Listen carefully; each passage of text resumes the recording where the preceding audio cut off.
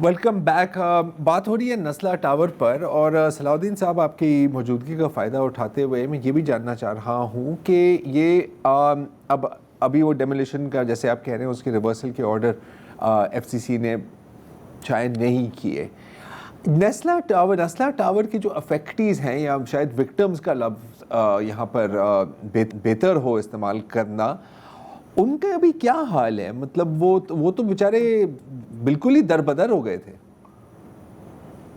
جی ابھی مجھے immediate information نہیں ہے کیونکہ میں ابھی فی الحال اس کیس میں انوالو نہیں ہوں، مگر جو لاسٹ اس میں کیس میں پروسیڈنگز ہو رہی تھیں، ایک تو پہلے ایک ڈائریکشن ایشو ہوئی تھی کہ اس زمین کو آکشن کر دیا جائے. اس میں پھر ایک ایشو تھا کہ زمین کتنی آکشن کی جائے، 1000 گز کی جائے یا 800 گز کی جائے. دوسرا یہ ایشو تھا کہ اس زمین پہ کیسی عمارت کھڑی ہو سکتی ہے، نہیں ہو سکتی، کیونکہ آبویسلی پلاٹ کی بھی جو ویلیو تھی وہ ڈیپینڈنٹ ہوگی کہ اس کے رقبے پہ بھی اور اس پہ بھی کہ اس پہ کس قسم کی عمارت کھڑی ہو سکتی ہے. تو جو کمپنسیشن جو الاٹیز کو ملنی تھی وہ اس پہ بھی ڈیپینڈنٹ تھی. تو اس پہ لیٹیگیشن جاری تھی. میں نہیں سمجھتا کہ ابھی تک وہ معاملہ کمپلیٹلی ریزالو ہوا ہے. بہت خوب. صلاح الدین صاحب، آپ نے شروع میں بہت اچھے طریقے سے واضح کیا کہ یہ دو فیصلے جو ہیں، چونکہ یہ ایک بہت ہی شارٹ ٹائم میں آئے ہیں، ہم اس کو ملا کے دیکھ رہے ہیں، لیکن دونوں کی نوعیت بالکل الگ الگ ہے.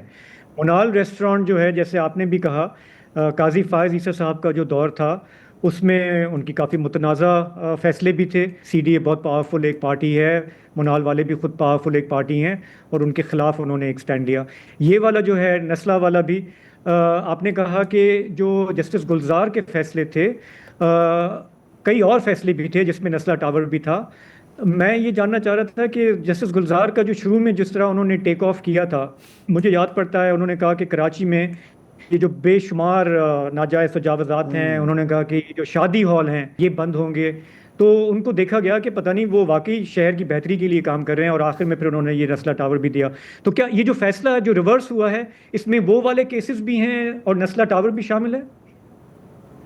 جو فیصلے جو ریورس ہوئے ہیں وہ کمرشلائزیشن سے متعلق تھے، مگر ریزننگ بیسکلی ایسی ہے جو اور کیسز میں اپلائی ہو سکتی ہے.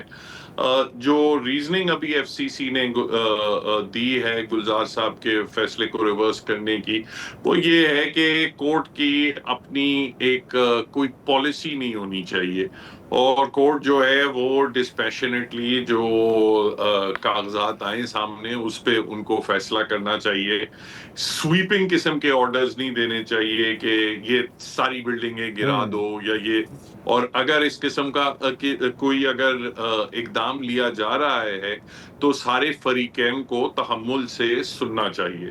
یہ ایک شکایت جب گلزار صاحب جب یہ پٹیشنز کراچی کے متعلق جب وہ سنتے تھے تو یہ ایک شکایت بہت طرف سے آتی تھی کہ ایک دن میں 200 بلڈنگوں کا معاملہ ایک دو یا 4 منٹ کی ہیئرنگ کے بعد ایک فیصلہ آ جاتا تھا کہ یہ ساری کی ساری عمارتیں گرا دو یا ان سارے لوگوں کو یہاں سے بے دخل کر دو، فلاں کی لیز کینسل کر دو.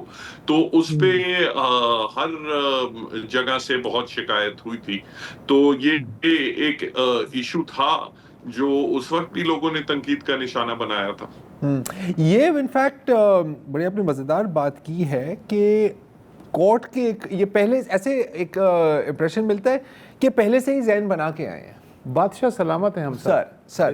اور ایک بڑی ایک مزیدار بات ہے، میں ابھی حالیہ چیف جسٹس کی ظاہر ہے نہیں بات کر رہا، جتنے بھی ہمارے سابق چیف جسٹسز ہیں ان کی ایک نہ ایک پرسنل obsession ضرور ہوتی ہے کہ یار یہ بس نہ کوئی ڈیم بنانا چاہ رہا ہے، کوئی ڈیم بنانا چاہ رہا ہے، کوئی صفائی کرنا چاہ رہا ہے، کوئی صفائی.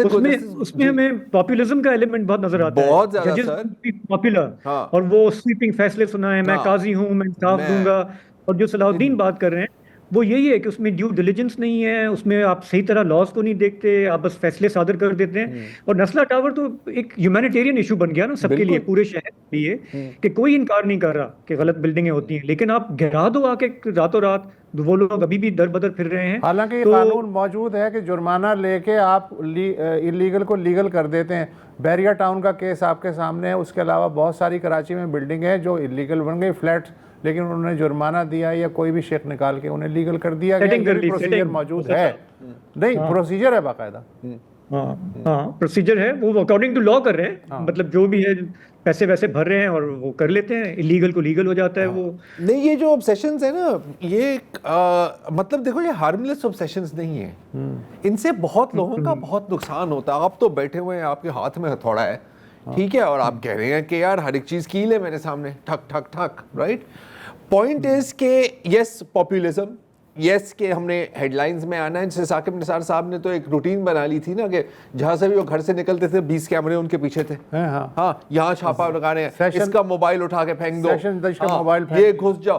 حالانکہ آپ کو کچھ نہیں پتا کہ آپ نے ہاسپٹل کیسے چلانا ہے، آپ کو کچھ نہیں پتا کہ ایک بزنس کیسے چلتی ہے، لیکن because I am my lord میں یہ کر سکتا ہوں. گلزار صاحب کی ایک جملہ میں کبھی نہیں بھولتا کہ مجھے وہ 70 کی دہائی والا کراچی چاہیے. بھائی کیسے؟ اگر میں آپ کو کہوں کہ مجھے 70 کی دہائی کا جسٹس گلزار چاہیے، کیا آپ وہ ان کو دوبارہ لا سکتے ہیں میرے سامنے؟ نہیں. میں تو یار 2020 کا زرار مجھے دے دو، وہ بھی میرے لیے قبول ہے، لیکن وہ بھی نہیں ہو سکتا.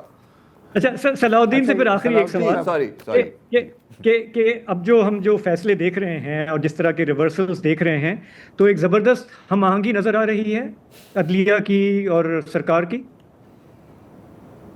دیکھیں گے تو ایک ایف سی سی کی ایک کنڈیشنلٹی ہے شاید، کہ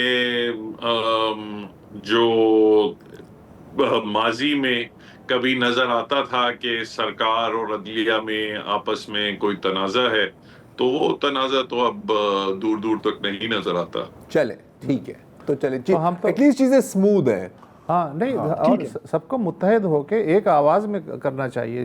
کام ایسے ہی یونٹی آف کمانڈ، کام مشرف صاحب کہتے تھے یونٹی آف کمانڈ ضروری ہے. نہیں، اب ایک پیر آگے جا رہا ہے ایک پیر پیچھے جا رہا ہے، اس طرح کیسے ہوگا؟ پھر تو آپ گول گول گھومتے رہو گے نا. شاہ آپ بھی سمجھا کر ملک کیسے آگے مل کے آگے بڑھیں گے. میں افتخار چودھری صاحب کو بھول گیا تھا، ان کی بھی بڑی obsessions تھی.